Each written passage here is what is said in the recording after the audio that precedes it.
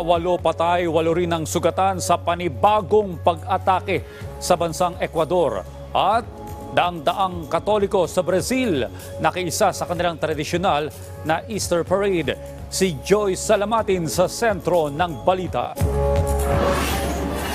Aabot sa 8 ang patay habang 8 iba pa ang sugatan matapos ang panibagong pag-atake ng isang armadong grupo sa southwestern Ecuador. Ayon sa mga otoridad, sakay ng isang sasakyan ng mga suspect nang magpaulan ito ng bala sa port city ng Guayaquil. Ito ang ikalawang mass killing na nangyari sa Ecuador magmula noong Biyernes Santo.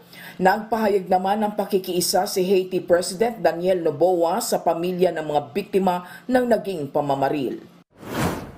Nagprotesta ang libo-libong Jordanians sa harap ng embahada ng Israel sa Amman.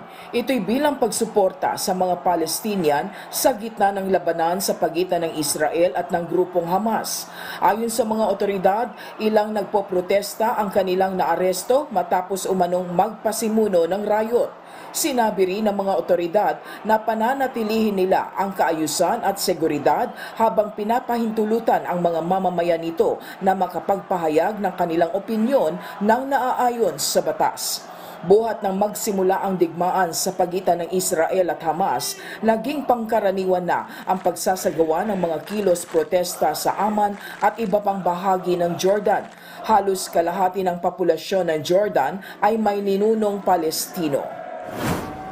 Daang-daang Katoliko ang naglakad sa kalsada na nilatagan ng mga makukulay ng sawdust sa Ouro Preto sa Brazil. Bahagi ito ng kanilang tradisyonal na pagdiriwang ng linggo ng pagkabuhay. Aabot sa 6 na tonelada ng mga makukulay na sawdust ang ginamit ng mga residente at mga turista para palamutian ang mga kalsada para sa nasabing pagdiriwang. Joyce Salamatin para sa Pambansang TV sa Bagong Pilipinas.